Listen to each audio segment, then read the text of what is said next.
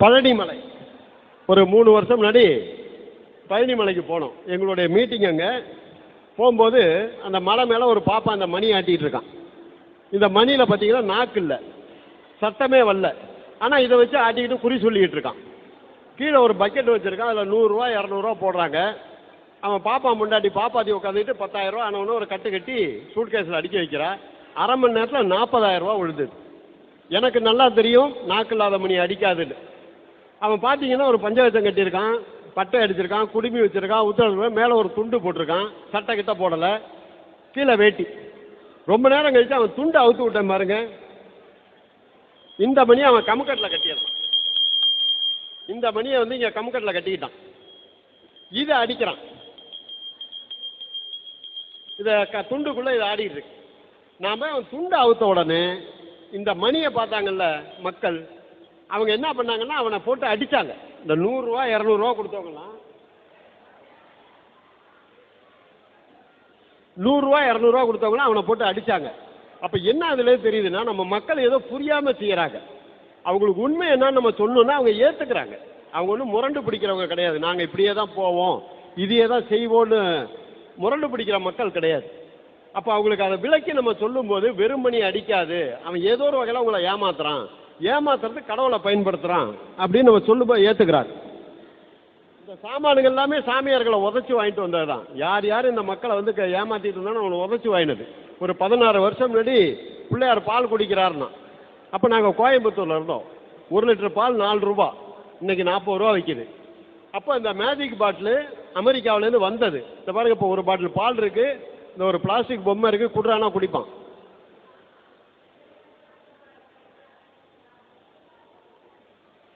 ஒரு பாட்டில் பாலையை குடிச்சிட்டான். கக்குடானா கக்குவான். பிள்ளையார் மட்டும் குடிக்க மாட்டான், என் செருப்பு கூட பால் குடிக்கும். அப்படியே கக்குனா கக்கிடும். இது அந்த கடவுளோட தன்மை கிடையாது, அந்த பாட்டிலோட தன்மை. 10 மணிக்கு மேலே உள்ற பூந்து அவனை உதச்சி இதை வாங்கினோம். இதை இப்போ அவன்கிட்ட வாங்கலைன்னா உங்களுக்கு காமிக்க முடியாது. இது ஏன் அவன் இந்த பாட்டிலை கண்டுபிடிச்சான்னா, இதுக்கு பேர் பிரெயின் வாஷ் மில்க்குன்னு பேர் வச்சான். மூளையை சலவை செய்யும் பால்னு வச்சு இந்த காதில் ஊற்றுவான். இந்த காதில் ஊற்றி இந்த காது வழியாக வெளியே எடுக்கிறது. ஒரு விளையாட்டு சாமான், 10 ரூபா. இதனுடைய விலை வந்து 10 ரூபா. பிள்ளையார் பால் குடிக்கிறாரு சொன்னோடனே அன்னைக்கு அந்த பாப்பானுக்கு தட்டில் உள்ள காசு $6 லட்சம். 6 லட்சம் 18 வருஷம் முன்னாடி, இன்னைக்கு கிடையாது. அன்னைக்கு வந்து 6 லட்சத்துக்கு நீங்கள் கோயம்புத்தூரில் ஒரு வீடு வாங்கலாம்.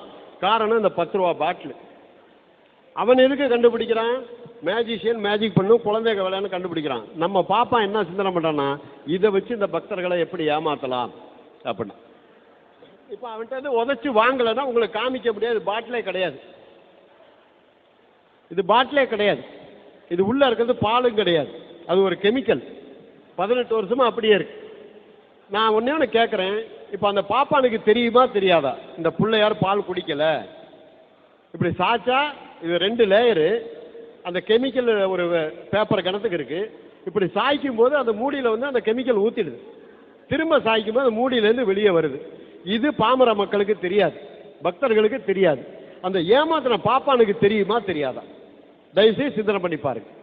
இதுதான் இந்த இளைஞருக்கு நோக்கம். அவன் செய்கிற பொய்யெல்லாம் கண்டுபிடிச்சு இந்த மக்களுக்காக வாழுங்க, உழைங்க.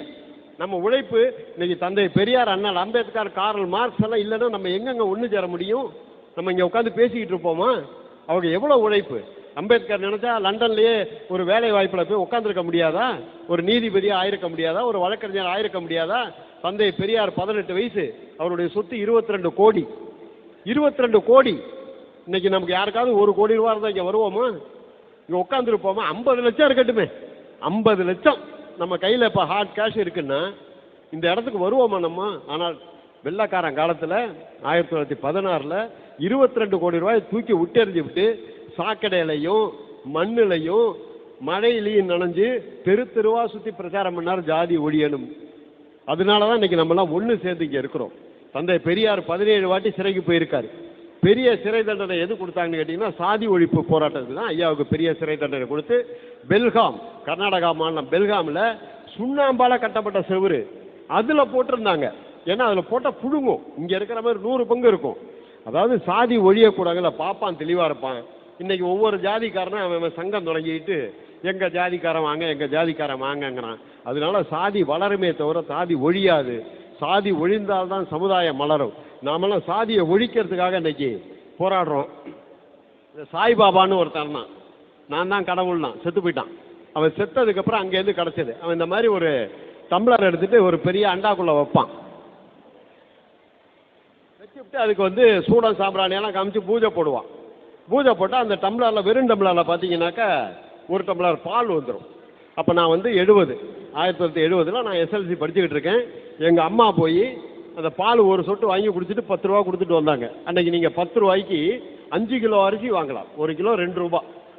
இன்றைக்கி 1 கிலோ அரிசி 50 ரூபா. 10 கிலோ இன்றைக்கி 500 ரூபா. ஒரு சொட்டு பாலுக்கு எங்கள் அம்மா கொடுத்தது 500 ரூபா. இந்த ஒரு டம்ளர் பாலை வரவழைச்சு அவன் அன்னைக்கே 7000 ரூபா 8000 ரூபாய்க்கு விற்றான். அன்னைக்கு 1 கிராம் தங்கம் 25 ரூபா. 200 ரூபா ஒரு பவுன். இன்னைக்கு 23,000 ரூபா. ஒரு பவுன் 200 ரூபான்னா 7000 ரூபாய்க்கு நீங்கள் 35 பவுன் வாங்கலாம். 35 பவுன் வாங்கலாம் இந்த ஒரு டம்ளர் பாலில். அவன் செத்ததுக்கப்புறம் எங்களுக்கு அந்த இது கிடச்சிது. அவன் இந்த என்ன பண்ணால் அந்த கோவலையை தூக்கி காமிக்கிறான். இதில் ஒன்றும் இல்லை பார்த்து எங்கன்னு காமிக்கிறான். அந்த வெச்ச வெறும் டம்ளரில் பார்த்தீங்கன்னா இப்போ ஒரு டம்ளர் பச்சை தண்ணி வந்திருக்கு. இதை வந்து பாலாக வரவழைக்கலாம், டீயாக வரவழைக்கலாம், காப்பியாக வரவழைக்கலாம், தண்ணியாக வரவழை எதை வேணாலும் வரவழைக்கலாம். இதை மக்கள் புரிஞ்சுக்கல. அவர் பூஜை போட்டால தான் வந்தது, மந்திரத்தால் வந்ததுன்னா மந்திரத்தால் ஒன்றும் வராது. இது பார்த்தீங்கன்னா உண்மையாக பார்த்தீங்கன்னா 2 டம்ளர் ஏற்கனவே ஒரு டம்ளரில் வந்து பாலை உள்ற வச்சுட்டான். ஏற்கனவே ஒரு டம்ளர் பாலை அதுக்குள்ள வச்சுட்டான். இந்த டம்ளரில் அடியில் ஓட்டை. இதை கொண்டு போய் மேலே வைக்கிறான். இந்த ஓட்டை வழியாக அந்த பால் மேலே ஏறுற வரைக்கும் அவன் சூடத்தை காமிக்கிறான். தேங்காய் பழம் அடித்து பூஜை பண்ணுறான், மந்திரம் சொல்கிறான். இந்த மக்கள் என்ன நம்புகிறாங்க? சரி சாமி மந்திரம் போடுறாரு, டம்ளரில் பால் வந்துடும் பாருங்கள் இறங்கிட்டு இருக்கு. இப்போ நான் இதுக்குள்ளே வச்சா எனக்கு தெரியும் அது இறங்கிடுச்சா இல்லையான்னு. உங்களுக்கு அங்கேருந்து தெரியாது. தூரத்துலேருந்து பார்க்கும்போது 2 டம்ளர் தெரியாது. இதை என்ன பண்ணால் ஒரு கண்ணாடி ஜாடியில் ஊற்றிட்டு ஆளுக்கு ஒரு சொட்டு இங்கிலீஷ் புல்லில் ஊற்றுறான். இது சரியா தவறா? நான் கேட்குறது தான். இது மாதிரி ஏமாற்றலாமா ஏமாற்றக்கூடாதா? யார் ஏமாத்துறா? கடவுள் வேஷம் போட்டவன் ஏமாத்துறான். யார் ஏமாறுறா?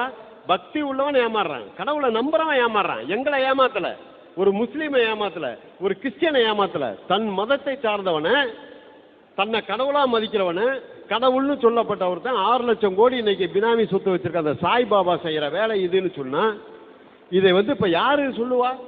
உங்களுக்கு இந்த ஆளுங்கட்சிக்காரன் சொல்லுவானா? இல்லை எதிர்கட்சிக்காரன் சொல்லுவானா? ஜாதி கட்சிக்காரன் சொல்லுவானா? எவனும் சொல்ல மாட்டான். அம்பேத்கரையும் பெரியாரையும் ஏற்றுக்கொண்ட தொண்டர்கள் மட்டும்தான் சொல்லுவாங்க. அவங்களுக்கு தான் இந்த சமுதாய சிந்தனை. இதை காமிக்கிறதுனால, இதை சொல்றதுனால எனக்கு என்ன லாபம்? நான் என்ன நாளைக்கு இதை வச்சுக்கிட்டு சம்பாதிக்க போறேன்னா? யாராவது செஞ்சா நீங்க ஏமாறக்கூடாதுங்கிறதுக்காக சொல்றேன்.